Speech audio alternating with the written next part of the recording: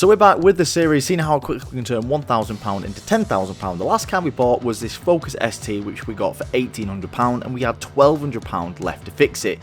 Now when we got the car home, it was smoking really bad, and I quickly found out that the engine had low compression, and this was really not good. So BD Performance actually invited us down to see what was going on, and after some investigation we found that the whole engine was kaput. It's game over, unfortunately. Now in the last episode we spent the whole day taking the engine out the Focus and changing everything over to the new engine, which luckily BD had a line around as they have them all on the shelf. Now we finished off the last episode with the engine ready to go back in the car, so today we're going to do exactly that. We're going to put the engine back in the car and we're going to take the old engine apart to see exactly what happened to it. Oh god. But let's hope the new engine runs. So it is the next morning and we're just about to go down to BD Performance to pray that the engine actually runs. And yesterday I was honestly knackered. I was absolutely knackered. After BD, after that whole day taking the engine apart, I was knackered. So I've just looked over and I've actually got some Holy sample packs in the car, which is like amazing because it's something I have every single day and I've not brought them up north. I have boxes and boxes and boxes at home. All I've got to do is find a shaker, but I'm sure that's not going to be difficult. I mean, we can find, honestly, this car is an absolute joke. Okay, we've got one. Two. 3, 4. I've just got in and I've just poured some water in here. Now, for years now, I've actually really struggled with like low energy and low fatigue. So bad, in fact, that I was actually on extra strong vitamin B12 tablets for like 6 months. And they did really help. But I actually come across Holy about a year ago now. And Holy is a specifically designed drink for those problems, low energy and low fatigue. So I actually found that these have actually got the same amount of vitamin B12 as the tablets that I was already taking, and over 13 different more vitamins and nootropics designed again specifically for feeling like a miserable bar steward. And they're actually doing a deal at the minute on these sample packs, which I just showed you. So you can get sample packs to find out what flavours you like, and you actually get a free glass bottle with that in a minute as well. So, and the best thing about them is their tagline is no bullshit. So there's no sugar and no artificial flavours, which means after these you won't have a huge crash like you do with a lot of energy drinks. If there's some codes on the screen, honestly, if you're feeling miserable or you're a little bit down sometimes, these will really help you. So let's get to BD and let's pray it runs. We are back at BD Performance to finish off the engine on the shit Focus which we bought. Now last night or yesterday, well, we ended about 5 o'clock last night, and all the engines swapped over, all the ancillaries are gone, all the wiring's on, all the gearbox is on, everything's ready, I believe, to just go back in the car. Look at it, mate. Was you here late last night or something? No, I've done this morning while you were asleep. I needed to sleep last night. It was that bad, like, I don't know what was wrong with me. I was actually hallucinating while I was going to sleep. I remember waking up and going, what? I thought someone was talking to me. Today, we're going to be putting the engine back in the Focus and hearing it start up for the first time. And hopefully see it without a big puff of blue smoke coming out the back of it. I still can't believe I've come in and that engine's looking like that. I actually can't believe that. You're beating, well, I'd say 2 of us. I'm not exactly a whole person. The engine was on the stand in there. It was that was built before Christmas. Oh, was it? Oh, fair. Oh, I'm getting confused with that blue block over there. I thought, fuck off, is that engine? I said I was going to ask these two a question about, I said, they like Focus, and they went, no, we don't. But anyway, what's your favourite thing about a Focus ST, and what's the worst thing in your eyes about a Focus ST? The answer, I would say, is both the same thing, and it's got to be the 5-pot. Right. Because a good 5-pot's great, but yeah. They have so many problems. There's so many problems with it. Yeah. So the engine. I think, yeah, the engine, yeah. So, yeah.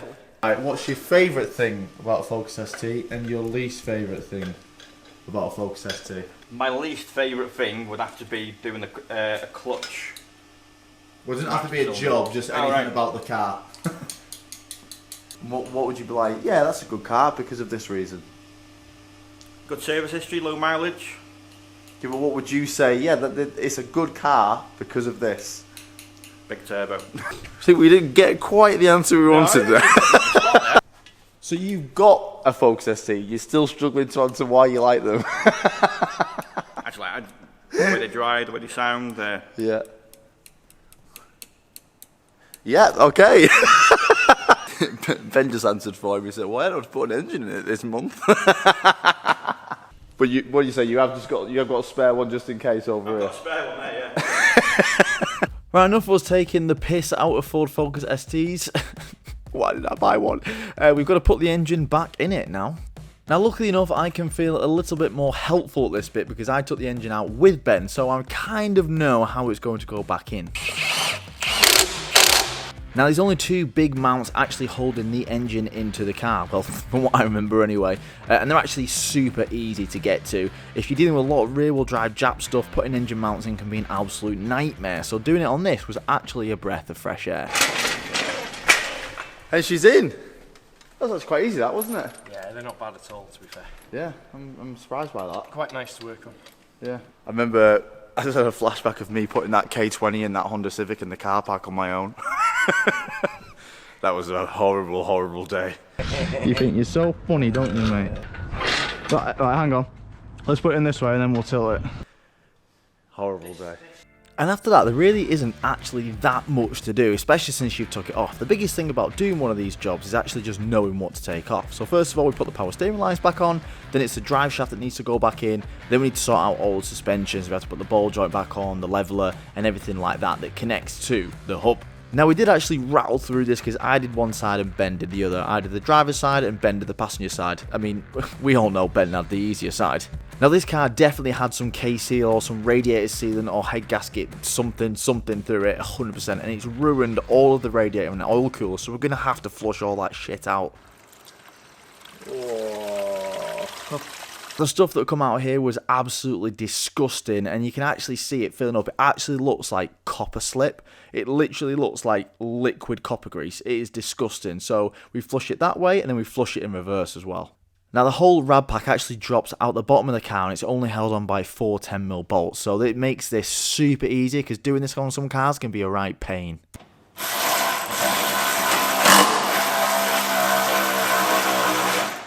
Now, while we were here, we thought it'd be a really good idea to flush out the heater matrix, because obviously all that shit has definitely got in there as well. Now, this is one of those times where I wish I could just record the whole time, because that, honestly, that was the second go. The first go, it went all over my face, and it absolutely covered me in all of that horrible shit. It was not fun, but it was quite funny. Oh, that's all in my eye. All the bits. Yeah. Oh my god. It stinks. It tastes horrible. It tastes like we do have it sometimes as well when they've had K-seal in. You can get no heaters in the car because there's literally no hot water getting through the matrix in the car. So obviously it's worthwhile just doing that. When we've seen traces of that, you know, of the K-seal all the way along this job, you might as well try and flush everything out. But yeah, that's minging. Yeah.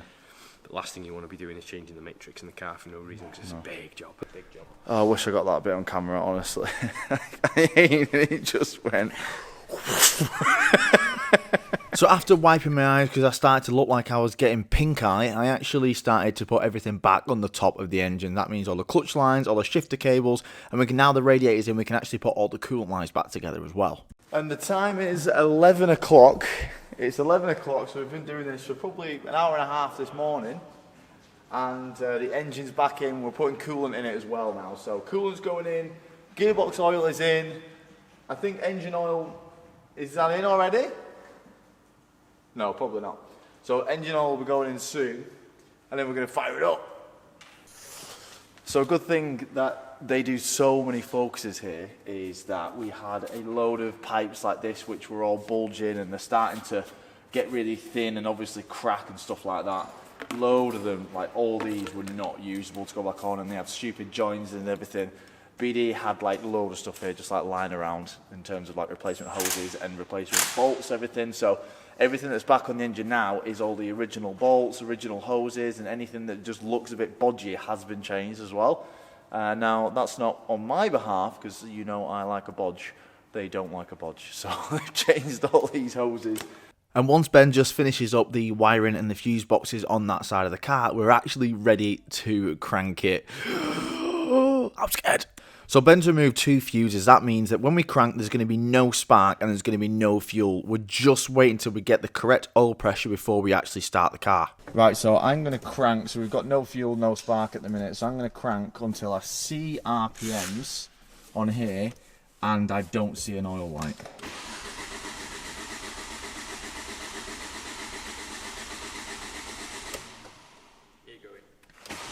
Keep going. Just keep going. Don't let it go. Don't let it go. I'll just keep cranking. Keep going. Keep going. Keep going. It's not even showing revs yet, you see. Yeah. And eventually, the revs will jump in a minute. Keep going. Right, see, we've got revs, but still got an oil light, so we're not there yet. So keep cranking. Just keep going, yeah. Fucking hell. I got oil lights off. So I can stop cranking now? Yeah.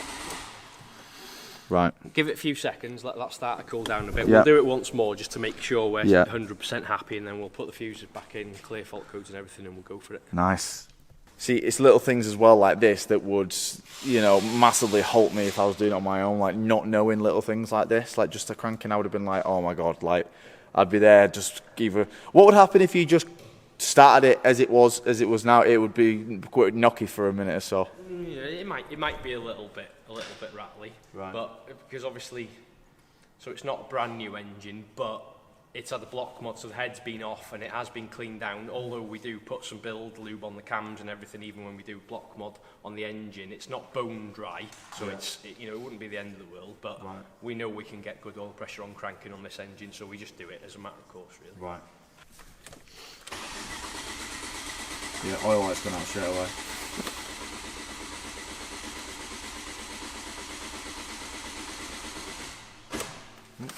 That'll do. Yeah. First try. We ready? Yeah, all good. Yeah? Oh my God! And no smoke! Nice! So what would you be listening for or looking for now? Any leaks, Yeah. horrible noises, just anything that, you don't want like oil or coolant or anything coming out anywhere, and you don't want it sounding like there's a piston wants to come out either, so just anything that isn't normal really. Is this good so far? Sounds alright, looks alright, we've got no oil coming out anyway, so we're okay. We pressure tested the coolant system before we started it, so we did find a little leak on the thermostat, changed the seal on that, and before we started it, so yeah, looks alright. Good. Hey! So the last thing to do is just put all the plastics back on the car. I can't put the grille back on. Oh, we probably will be able to. I might be able to steal some plastic clips. Maybe they've got some plastic clips knocking around. I've got some at home, but I've not got some here. I might be able to steal some.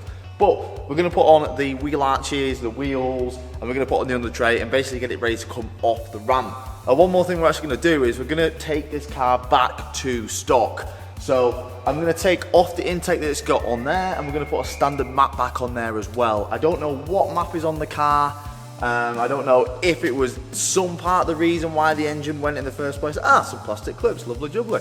So we're going to take the standard map off, and we're also going to take off the intake, and we're going to put stock intake back on because BD have got loads upstairs and he said I can have one. So, and I would rather just take it back to stock. I know it's going to be healthy then, and I actually think when we do come to sell the car, it'll be worth a lot more money as a stock car as well. So let's do that. So the first thing is to actually put the wheel arches back in the car, and then we can drop it down, ready to put the wheels on, and we can actually get our nice stock intake. Ha ha ha, demodifying a car, what's going on? So this is the intake that's in the car at the minute, and it looks tacky as fuck. And also the stock intake actually holds the ECU holder. So this intake comes with some crappy metal one, and it'll just look cheap and horrible. So we're going to do stock intake, and we're going to have the original ECU back in the original place as well. The only good thing I like about this intake is how easy it is to get off. Now we're going to have to take off the old maps then, so we're going to reuse it with our new /used/OEM intake. And we can actually install a new air filter in our new stock airbox. What has this channel gone to? Now for some reason everyone starts standing around and watching why I'm trying to put this airbox back in, and they say it's a bit fiddly, but did they not know that I've built an E30 from scratch?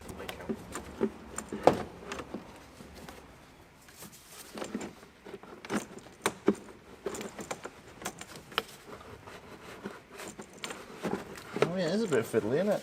And after 10 minutes of trying to get an airbox in the car, I decided to give up, put my ego aside, and let one of them bastards do it. Nice. I'll take it out if you want to have a go. No. Now, to go with a stock airbox, we're actually going to flash the car back to standard as well. So we're going to remove the map that's on there and put just a standard Ford OEM map back on. Now, this might not make sense to a lot of people who've watched the channel for a while. We're about modifying cars and building cars, right? Yeah, but this series is about selling cars, making the most money. If they're modified, most people think they've been ragged around their whole life. So basically, we've flashed the car back to stock, and we have now got light on the dashboard that we didn't have before. So we're thinking potentially somebody'd had an issue mapped out somewhere in the past. So we'll just have to start having a little dig into that. But it's showing multiple codes. Is that usually? There's multiple codes, and right. if you do a few of these cars, you know exactly what the cause is. Yeah. I hope I'm right in what I'm thinking. And you was like, maybe a screw's gone through one of the looms. And I thought, it's going to be something that I've touched, isn't it? And that's what I fucking did. So I've literally screwed. So I've literally bolted one of the valve timing. So I've literally bolted it, as you can see, and I've just nipped the wire here. And that's been grounding against the body. So it was me all along. Of course it was gonna fucking be me. She's running. And BD are just going through a load of different rev cycles here just to make sure no codes, and they're just checking the live data and just making sure that everything's running how it should be. And I think now is a good time to look over at Al and see how he's getting on. I think we beat you, mate. So with the focus running, everything's back together, we can now get the old engine and take the head off and see exactly the extent of the damage of what's gone on. Ben was saying a minute ago, we've probably seen more with the scope than we'll be able to see with the head off, because we could pressurize the system, and we saw all the coolant dripping in from the head gasket. So the head gasket has definitely gone. So I think the thesis so far is that the head gasket's gone, and it's been driven on for a long time, and the head gasket's just got worse and worse and worse to the point where it's leaked in every single cylinder, and then at that point it's rusted inside the cylinder, and then that has meant ring failure, because now the rings can't seal because of the pitting and the rusting inside the cylinders. So first of all, it would have been burning coolant, and then ultimately that's led it to burning oil through the rings. So that's why it was white and blue smoke at different types of times. So that is the thesis. But we're going to take the head off and just see exactly how bad it is on the walls, and if there's also a cracked liner to go into that equation. So let's see.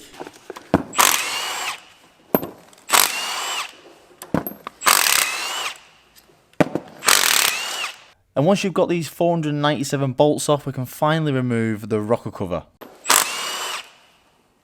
Fucking hell. I didn't see one of these ones in the middle.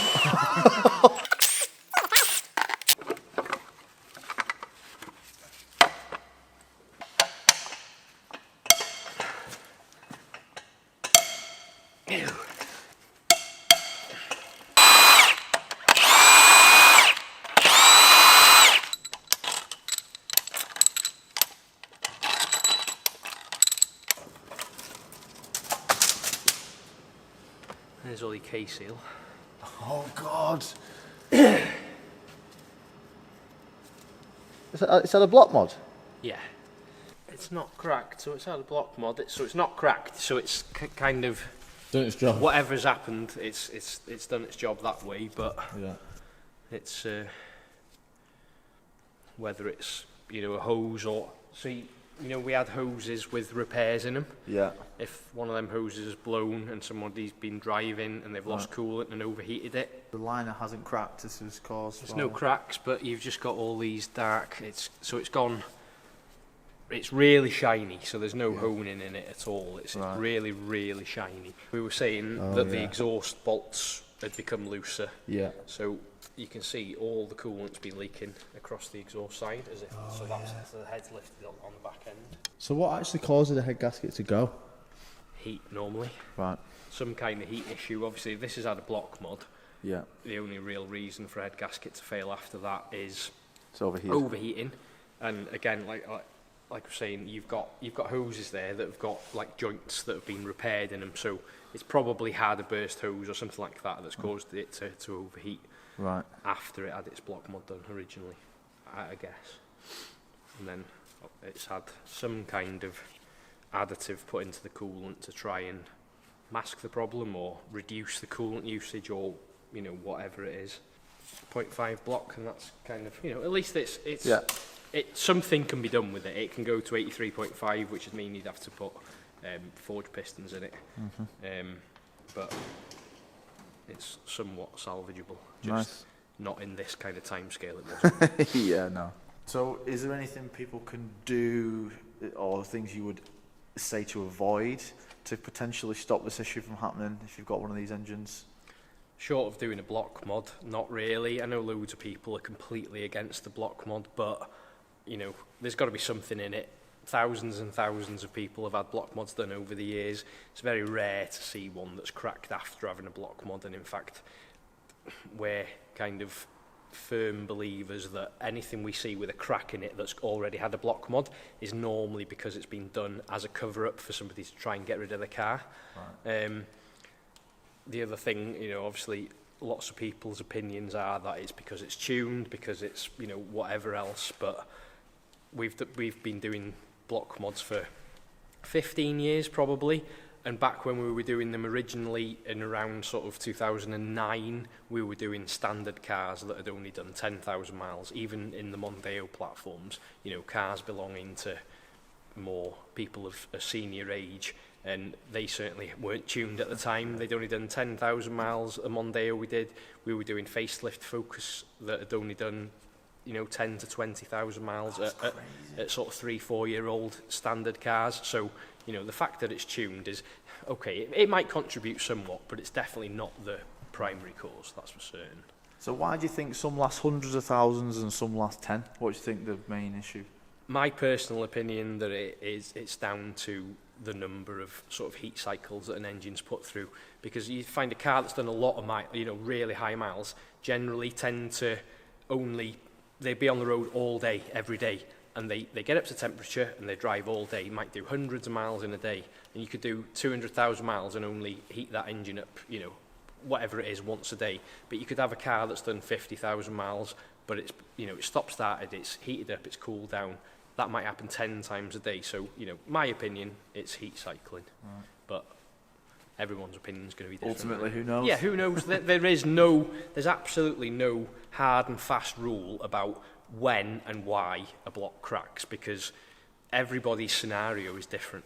I think this one being here now is kind of like a good experiment to how good the block mod is, because obviously this engine's been through a lot. It looks like it's been through a lot. It's really obvious that this has been subjected to some extreme heat. Yeah. We've clearly got a warped cylinder head. We had some head bolts loose. We've got the beginnings of some liners lifting. There's all the signs of some extreme heat going on, but we haven't got a crack. So it's done its job. There's definitely something to be said for it. Yeah. And just like that, the focus is on the trailer, and we are ready to go home. Now, BD did express to me, or did stress to me, that they'd never send a car out like this. They'd always do a load of mileage and road tests just to make sure everything's fine. But car isn't on the road yet, it's not insured, and we've got to get home. So they've given me kind of like their bedding procedure or their running procedure, what they would do with an engine. When they just put this in, even though it's not brand new engine, it is still a used engine, but they would do some kind of running procedure and mileage procedure and just make sure everything's running okay. So we are going to have to do that when we get home, but we've got a lot of cleaning up on the car to do as well. There's lots of things I want to take off, lots of things I want to change, and we've got to get it an MOT as well. And at the time, it's actually got a D-cat at the minute, so it's obviously not going to go for an MOT, so we need to get hold of a cat. But luckily, I've been told that, I've seen the cat in there. It's one of the easiest engines you'll find to change a cat on. So we're going to have to find a cat and get this decat off and get it from MOT. And we also want to get rid of all these silly things which just look silly, like this badge here. Hopefully that just peels off and the Ford badge is underneath it. You know, the Dream Size Max, we've gone back stock. This little brake light thing here that says something old East, I don't fucking know, some Focus ST owners group thing. So we need to get rid of all that, but for now we need to get home first, which is a good 4 or 5 hour drive. So thank you so much, BD Performance, for helping this. This would honestly, if BD didn't help here, I would have been really stuck, and I would have lost all the progress that I've made for the past few cars. So without BD, I'd be really well and truly screwed. So I love you, BD Performance, and I love you guys watching, and we'll see you in the next one when we're going to get this car cleaned up, looking nice, for sale, and hopefully still make a bit of profit.